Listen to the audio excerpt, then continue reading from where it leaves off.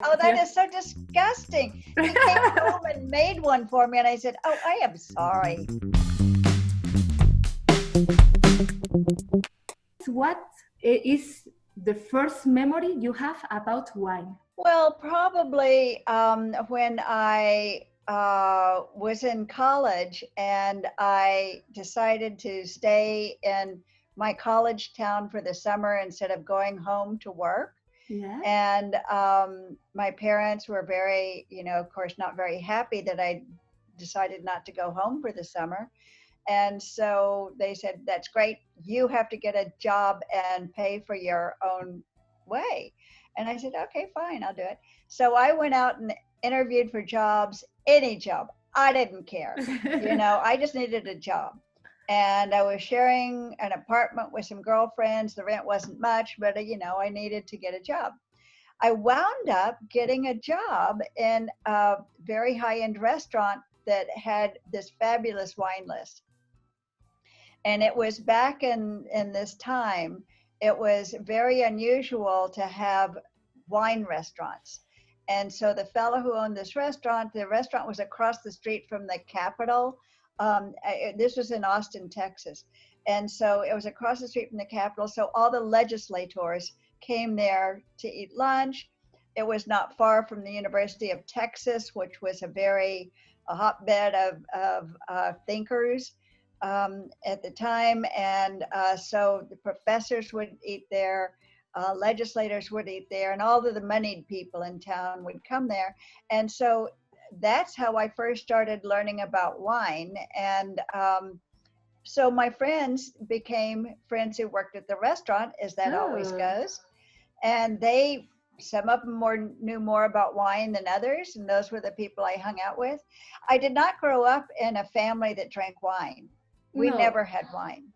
So I started out when I was still, I remember my 21st birthday. I went out to dinner with some friends, and they ordered a bottle of Matus. I don't know if you remember, well, you probably don't know. No, but I will check. Matus. Yeah, yes, because so also the wine brands are changing a lot. Some ones change the history. Yeah, Matus is coming back. Amazing. Okay, Matus is your first wine, yes? Yeah, well, no, actually, probably my first wine. But I mean, my beer drinking friends couldn't believe I was getting so highfalutin that I had wine at my 21st birthday instead of beer. And we had, I can't remember. It was about that time that I started drinking wine at home. And I started drinking Spagnata. And it was a Gallo product, and it was this sweet red wine. But I always had a bottle in the refrigerator, and it was, it's like drinking Coca-Cola with alcohol, I always called it. Do you know, so, in Spain, we have a special type of cocktail, and it's made by low or young red wine, not so expressive, and Coca-Cola. Oh, my nephew went to school in Salamanca, and he always told me about, what's it called? Calimocho. Yes. It's so difficult to name.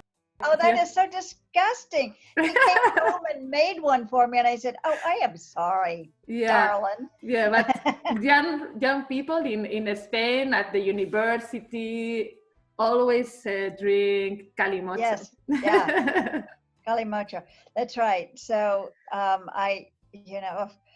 that's just scary. Yeah. So, but that's when I first started drinking wine, and then my friends early on drank very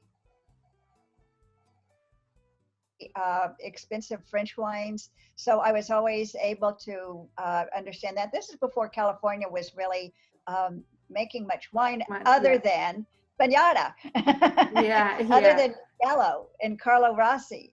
So that was what California wine was about back then. And so it changed obviously pretty rapidly, but so I learned drinking primarily French wines. And then once I got into the wine business, Italian wines became a big part, and a little bit German part of my repertoire.